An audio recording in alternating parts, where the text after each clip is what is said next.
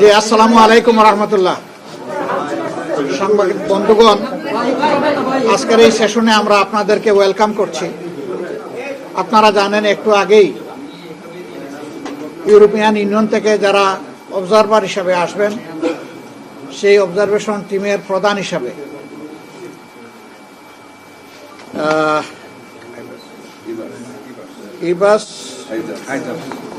ইবাস আইজাবস তিনি এসেছিলেন, তার আরও সঙ্গীদের সহ।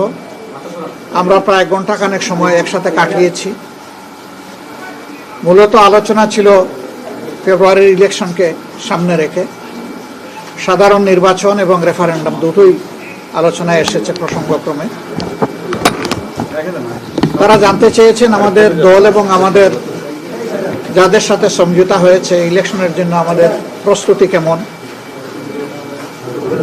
আমাদের এই সমঝোতা সম্পূর্ণ হয়েছে কিনা, না হলে কখন হবে। আমরা তাদেরকে বলেছি ইনশাল্লাহ আগামীকালকের মধ্যে এটা একটা ফাইনাল শেপ পাবে। ইলেকশন প্রক্রিয়া চলমান অবস্থায় আমরা আইন শৃঙ্খলা পরিস্থিতি, সরকারের ভূমিকা, নির্বাচন কমিশনের ভূমিকা আমরা কিভাবে দেখছি এটা তারা জানতে চেয়েছেন।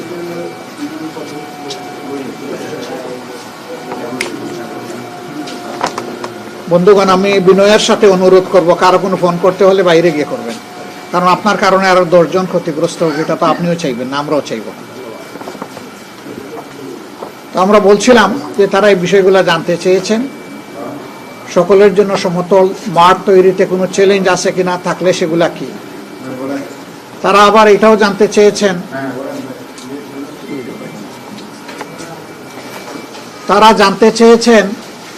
যে আমাদের কোনো স্পেসিফিক এরিয়া অফ কনসার্ন আছে কিনা। আমরা বলেছি অবশ্যই আছে, কিন্তু সেইটা আগেই আমরা আপনাদেরকে জানাতে পারছি না।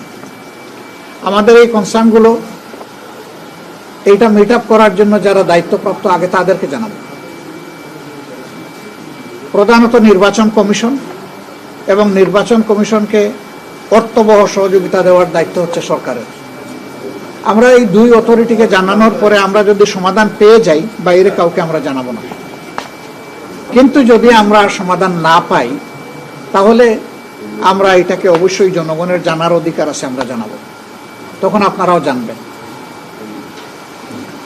তারা এটা জানতে চেয়েছেন যে আগামীতে যদি আমরা সরকার গঠন করি, তাহলে আমাদের রিলেশন দুনিয়ার বিভিন্ন দেশের সাথে কেমন হবে, আমাদের নাইবরদের সাথে কেমন হবে।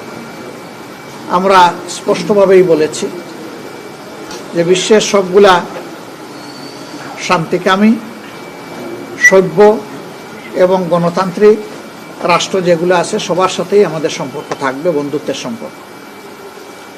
যারা আমাদের প্রতিবেশী তাদের সাথে অবশ্যই প্রতিবেশী সুলভ সম্পর্ক আমাদের থাকবে, এবং আমরাও প্রত্যাশা করব তারাও আমাদের সাথে প্রতিবেশীর মতোই আচরণ করবেন। সেই আচরণটা হবে পারস্পরিক শ্রদ্ধা এবং সমতার ভিত্তিতে। আমরা কোনো ক্ষেত্রেই কোনো অসমতা দেখতে চাই না। আমাদের ফরেন পলিসির ব্যাপারে, রিলেশনসের ব্যাপারে আমরা বলেছি যে আমরা কোনো নির্দিষ্ট রাষ্ট্রের দিকে ঝুঁকতে চাই না, বরঞ্চ সারা বিশ্বের সাথে বন্ধুত্ব আর সমন্বয় রক্ষা করেই আমরা আমাদের দেশকে সামনে এগিয়ে নিতে চাই। তারা এটা জানতে চেয়েছেন সমাজের কোন সেকশন আমাদেরকে সাপোর্ট দিচ্ছে বেশি। আমরা বলছি কোনো আলাদা সেকশন না, সবাই দিচ্ছে। তবে যুবকরা বিশ্বাস করে তাদের অ্যাসপিরেশন ফুলফিল করার জন্য জামাত যদি কোনো কমিটমেন্ট দেয়, সেটা জামাত রক্ষা করবে। এই বিশ্বাসের জায়গা থেকেই এ পর্যন্ত হয়ে যাওয়া গুরুত্বপূর্ণ পাবলিক বিশ্ববিদ্যালয়গুলোতে যে নির্বাচন হয়েছে, এখানে তার রিফ্লেকশন হয়েছে। যুবশক্তির সেখানে রিফ্লেকশন দেখা গেছে। আমরা আমাদের মা বোনদের ব্যাপারে, তাদের সিকিউরিটির ব্যাপারে আমরা খুবই অ্যাটেন্টিভ, এবং আমরা বিশ্বাস করি যে মা বোনেরা আমাদেরকেই এবার প্রধানত চয়েস করবে। এর লক্ষণ আমরা ইতিমধ্যে দেখতে পাচ্ছি। আমাদের বোনদের, মায়েদের নির্বাচনী প্রচারণায় বিভিন্ন জায়গায় বাধা দেওয়া হচ্ছে, এমনকি হেজাব খুলে নেওয়ার ঘটনাও ঘটেছে। ঘোষণা দেওয়া হয়েছে এদের কাউকে দেখলে তোমরা ঠেকিয়ে দেওয়া, কোথাও বলা হয়েছে তাদেরকে তাড়িয়ে দেওয়া। মা বোন তো সবারই আছে। এই শব্দগুলা কেন? রাজনৈতিক দলের কাজ হচ্ছে সকল শ্রেণী পেশার বয়সের মানুষকে, লিঙ্গের মানুষকে সম্মান দেখানো। শুধু রাজনৈতিক কারণে আমরা কাউকে অপমান করার অধিকার রাখি না। মায়েরা তাদের মতো করে ডিসিশন নেবে, যেমন ভাইয়েরা তাদের মতো করে ডিসিশন নেবে। আমি তার ডিসিশন প্রক্রিয়ায় বাধা দেওয়ার কে? আমার যদি 10 জনকে ক্যাম্পেইন করার অধিকার থাকে, অবশ্যই তিনি মেল না ফিমেল এই কথা বড় কথা না, তারও অধিকার আছে, তিনিও ক্যাম্পেইন করবেন। আমাদের এই মিউচুয়াল রেসপেক্টের জায়গাটা আমাদের রক্ষা করতে হবে। আমরা বিশ্বাস করি আগামীতে বাংলাদেশের জনগণ সঠিক সিদ্ধান্ত নেবে এবং তারা দেশকে নিরাপদ করার জন্য, দুর্নীতিমুক্ত করার জন্য, সুশাসন কায়েমের জন্য, ন্যায় বিচার নিশ্চিত করার জন্য, অর্থনৈতিক পুনর্বিন্যাস করে দেশকে এগিয়ে নেওয়ার জন্য তারা সঠিক সিদ্ধান্ত দিবে। জনগণের উপর আমাদের 100% আস্থা আছে। আমাদের আস্থার সামান্য কোনো ঘাটতি নেই। শুধু আমাদের দাবি চাহিদা নির্বাচনটা সুষ্ঠু হোক। ভোটাররা নির্বিঘ্নে গিয়ে তার ভোটটা সে নিজেই দিক। ভোট দেওয়ার পরে তার ভোটের রিফ্লেকশনটা ফলাফলে উঠে আসুক। এই প্রক্রিয়ায় যদি জামাত ইসলামী দেশ পরিচালনার সুযোগ পায়, তার সঙ্গীদেরকে নিয়ে আমরা দেশবাসীর প্রতি আল্লাহর প্রতি কৃতজ্ঞ থাকব এবং চেষ্টা করব আমাদের উপর অর্পিত দায়িত্বের আমানতের বোঝা সঠিকভাবে বহন করার, আমানত রক্ষা করার। তবে যদি জনগণ অন্য কাউকেও চয়েস করে, সেই ক্ষেত্রে আমাদের অঙ্গীকার হবে দেশের কল্যাণে গৃহীত সকল সিদ্ধান্ত আমরা সমর্থন করব এবং আমরা সহযোগিতা করব। সিমিলারলি অন্যরা যদি অপোজিশন গ্যালারিতে বসেন, বিরোধী দলে বসেন, তাদের কাছ থেকে একই জিনিস আমরা প্রত্যাশা করি, for the sake of the country. Moreover আমরা এটাও চিন্তা করছি 54 বছরে আমাদের দেশ কোনো ফেয়ার ডেমোক্রেসি এবং কোনো স্টেবল স্থিতিশীল সমাজ পায় নাই। একটা সমাজের উন্নয়নের জন্য, এগিয়ে যাওয়ার জন্য স্থিতিশীল সমাজ ব্যবস্থা খুবই গুরুত্বপূর্ণ। আমরা চিন্তা করছি নির্বাচন হয়ে যাওয়ার সাথে সাথে নির্বাচনে অংশগ্রহণকারী সকল দল এবং পক্ষ যদি আমরা খোলা মন নিয়ে একসাথে বসতে পারি যে আগামী 5টা বছর দেশের স্থিতিশীলতার জন্য আমরা সর্বোচ্চ কি করতে পারি। আমরা কি কোনো সমন্বিত চিন্তা করতে পারি? যদি সবাই মিলে ভালো মনে করে we are ready to render hour support. এর অর্থ এটা নয় যে অন্য কেউ সরকারে চলে গেছে আর আমরা তাদের হয়ে কাজ করব, but we have some conditions. Number 1, every party and quarter তারা বলবেন যে আমরা নিজে দুর্নীতি করব না এবং দুর্নীতিকে প্রশ্রয় দেব না। এটা আমাদের 1 নম্বর শর্ত। আমাদের 2 নম্বর শর্ত হবে justice for all and equal, সকলের জন্য ন্যায় বিচার এবং সমান বিচার। এই প্রক্রিয়ায় কোনো রাজনৈতিক দল বা পক্ষ হস্তক্ষেপ করতে পারবেন না। আমাদের বিচার বিভাগ পূর্ণ স্বাধীনতা তারা ভোগ করবে, তবে বিচার বিভাগেরও অ্যাকাউন্টেবিলিটির বা দায়বদ্ধতার জায়গা থাকবে, জবাবদিহিতার জায়গা থাকবে, সেটাও নিশ্চিত করা যাতে একটা চেক অ্যান্ড ব্যালেন্স মেনটেন হয়। আমাদের 3 নম্বর শর্ত, আমরা বিশ্বাস করি দেশের জনগণ 54 বছরের রাজনীতি দেখার পরে ডেফিনেটলি হতাশ। ওই রাজনীতির জনগণ আর দেখতে চায় না। ওই রাজনীতির একটা পরিবর্তন চায়, আর সেই পরিবর্তনের জন্যেই মাসের পর মাস জাতীয় ঐক্যমত্য পরিষদ বসেছে। অলমোস্ট সকল সেন্সিবল পলিটিক্যাল পার্টি সেখানে পার্টিসিপেট করেছেন, যারা এই নির্বাচনে অংশগ্রহণ করেছে। এখান থেকে যে রিকমেন্ডেশনগুলো উঠে এসেছে এগুলাকে ওন করতে হবে এবং কমিটমেন্ট করতে হবে যে ক্ষমতায় গেলে ওগুলো আমরা একসাথে বাস্তবায়ন করব। এই সংস্কার বাস্তবায়ন, ন্যায় বিচার নিশ্চিত এবং দুর্নীতি বিরোধী অবস্থান, এটা যদি পরিষ্কার হয় আমরা সকল জায়গায় সব ধরনের সহায়তা করার জন্য আমরা প্রস্তুত। আপনারা ভালো থাকবেন, আরও আপনাদের সাথে আমাদের অনেক কাজ হবে। আমরা চাই আপনাদের খোলা চোখ, সজাগ থাকুক। কেউ যাতে আমাদের প্রত্যাশার এই নির্বাচন, এখানে উপস্থিত যারা আমি বিশ্বাস করি 80 আপনারা জীবনে একটা ভোট হইতে পারেন। আপনি আপনার ভোট নিশ্চিত করবেন এবং আপনি সমাজের আপনার সহযোদ্ধা তরুণদের ভোটগুলো নিশ্চিত করবেন, তরুণীদের ভোটগুলো নিশ্চিত করবেন।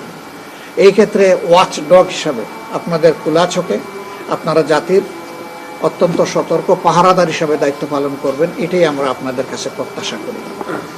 আল্লাহ আপনাদের সকলের ভালো করুন, আল্লাহ আমাদের দেশের উপর রহম করুন এবং আগামী নির্বাচনটা সুন্দর হওয়ার জন্যে দেশবাসীকে সর্বাত্মক সহযোগিতা করার আহ্বান আমরা জানাচ্ছি। আমরা আবারও বলি, আমরা সংস্কারের পক্ষে, অতএব আমরা হা ভোটের পক্ষে। আমরা জানি সারা দেশবাসী সংস্কার চাই, তাদেরকেও আমরা অনুরোধ করব আপনাদের অবস্থান দলীয়, যাকে আপনি ভোট দিবেন, কিন্তু দেশের স্বার্থে আপনি রেফারেন্ডামে হা বলবেন। ধন্যবাদ সবাইকে। উনি একটু আগে শুরু করেছিলেন নির্বাচনের সংখ্যার কথা বা লেভেল প্লেইং ফিল্ডের কথা আপনারা বারবার বলে আসছেন, তো এই বিষয় নিয়ে নির্বাচনী সংখ্যার কোনো কথা তাদের সাথে আলোচনা হয়েছে কিনা, বা আপনারা এরকম আমরা কিছু কথা যে আলোচনা করি নাই তা না, তারা স্পেসিফিক কিছু জিনিস জানতে চেয়েছিলেন। আমি বলেছি যে এগুলো আগে আমরা বিভিন্ন জায়গায় দিচ্ছি, ইতিমধ্যে 2-1টা প্রতিকার আমরা পেয়েছি। আমরা আশাবাদী থাকতে চাই যে আমাদের ইন্টারনাল মেশিনারি তারা এটা করবেন, কিন্তু তারা যদি ফেল করেন আমরা এটা পাবলিকের কাছে সবার কাছে নিয়ে যাব। একটু উনাকে দেই, উনি এরপরে চাইছিলেন। আপনি বলেছেন যে নারীদের ব্যাপারে বাধা দেওয়া হচ্ছে, না দিয়ে আমি 2 দিন আগে বলেছেন যে লেভেল প্লেইং ফিল্ড এখনো হয়নি। সব কিছু মিলে ইউরোপীয় ইউনিয়ন জানতে চেয়েছে আপনারা কোনো আশঙ্কা করছেন কিনা সুষ্ঠু নির্বাচন জানতে চেয়েছে। তো আপনারা সুষ্ঠু নির্বাচনের ব্যাপারে এখন কি মনে করছেন যে দেশে নির্বাচনী পরিবেশ তৈরি হয়নি? না, নির্বাচনী পরিবেশ তৈরি হয়নি। আপনারা যে কোনো সময় এই যে কথাগুলো বলছেন, এটা বলার পরে শেষ মুহূর্তে আপনার নির্বাচন বয়কটের কোনো আশঙ্কা আছে? দেখেন, আমরা দেশের প্রত্যেকটা ক্রেডিবল ইলেকশন আমরা পার্টিসিপেট করেছি। একটা নির্বাচনে শুধু আমরা বয়কট করেছি, এটা ছিল 18 সালের নির্বাচন, যেই নির্বাচনটাকে মিডনাইট ইলেকশন বলা হয়ে থাকে। সেই নির্বাচনে যখন আমাদের সামনে পরিষ্কার হয়ে গেল যে এটা কোনো নির্বাচন না, তখন নির্বাচনের দিন দুপুর 12:30টায় আমরা নির্বাচন থেকে সরে দাঁড়াই। আমরা এবার মনে করি এই ধরনের কোনো পরিবেশ সৃষ্টি হবে না, করতে দেওয়া উচিত না। এটাকে যে কোনো মূল্যে এনশিওর করতে হবে যে ফেয়ার ইলেকশন হবে। এবারকার ইলেকশন যদি হাত ছাড়া হয় এই জাতির, আমরা জানি না এই জাতিকে কত মূল্য পরিশোধ করতে হবে।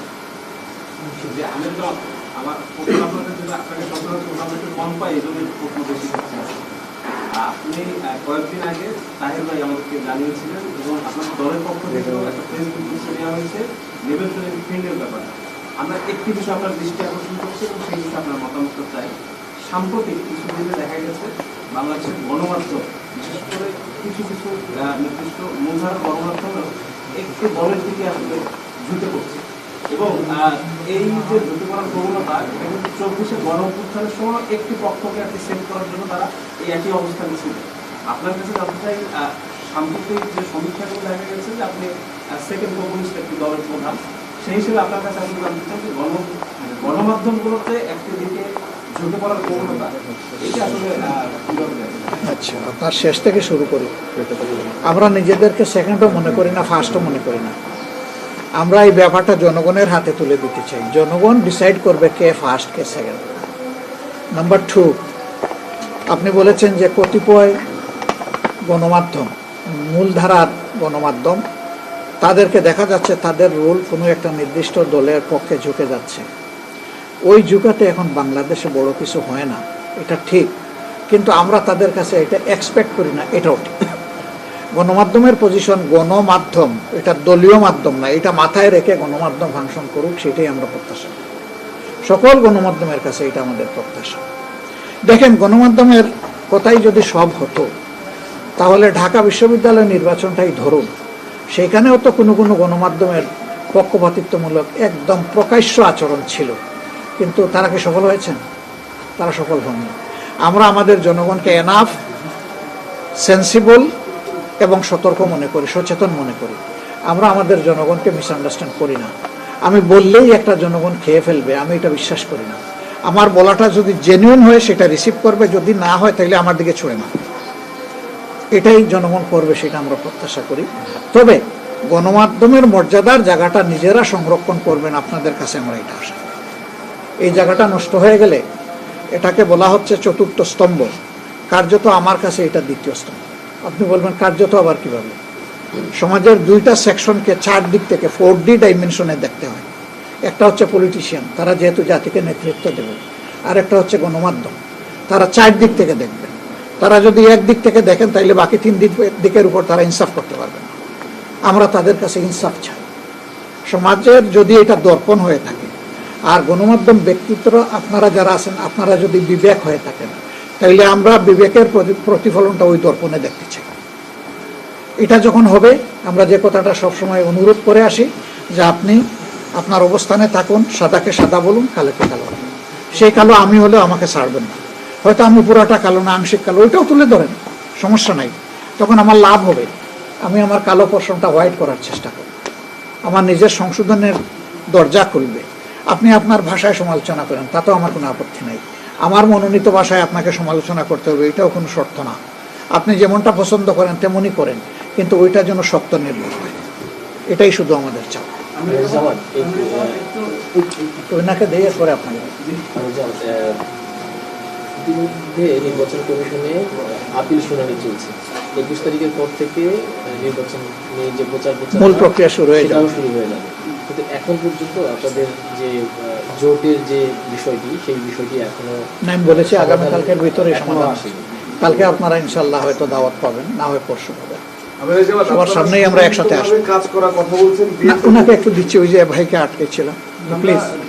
বিগত নির্বাচনগুলো দেখেছি যে ইউ কোনো প্রতিনিধি দল পাঠায়নি, এবার কি তারা প্রতিনিধি দল পাঠাবে? তারা 200 প্রতিনিধি দল পাঠাবে, 200 অবজারভার পাঠাবে, এবং তারা সকল ডিস্ট্রিক্ট কভার করবে। ডিস্ট্রিক্ট কভার করবে সিটি কর্পোরেশন। কেন ভাই আরেকজনের গার্বেজ আমার কাঁধে আমি কেন বহন করব? আমি নিজে স্বচ্ছ থাকতে চাইবো, দেশকে স্বচ্ছ বানাতে চাইবো। কেউ যদি এই প্রক্রিয়ায় একমত না হয়, তাকে জোর করে আপনি নেবেন, সেই দায়িত্ব আপনি নেবেন। যখন কোনো খারাপ কাজ হবে তখন দায়িত্ব আপনার উপরে আসবে না? আমরা তো দেশটাকে একটা ট্রান্সপারেন্ট সিচুয়েশনের দিকে, এনভায়রনমেন্টের দিকে নিতে চাই। এই জন্যই আমাদের শর্ত, এটা কোনো দলীয় শর্ত না, এটা জনগণের স্বার্থের শর্ত। মানে আমি রাষ্ট্ররা সমন্বিতভাবে কাজ করার কথা বলছেন, বিএনপির পক্ষ থেকে জাতীয় সরকারের কথা বলা হচ্ছে, তার মানে কি সামনে আমরা জাতীয় সরকার দেখতে পাচ্ছি? এটা সময় বলে দেবে ইনশাল্লাহ। আমরা শেষ করে আজান হচ্ছে যেহেতু। আপনাদের সবাইকে ধন্যবাদ। আমাদের একেবারে মুক্তসর সামান্য বিনোদন আছে, আপনাদের জন্য নিবেদন আছে, এটা একটু নিয়ে যাবেন ইনশাল্লাহ।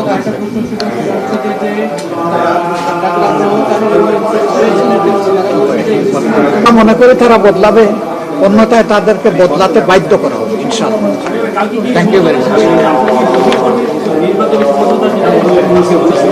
আপনারা জানবেন, দাওয়াত পেয়ে যাবেন, সবাই জানবেন ইনশাল্লাহ। ধন্যবাদ সবাইকে, আসসালামু আলাইকুম।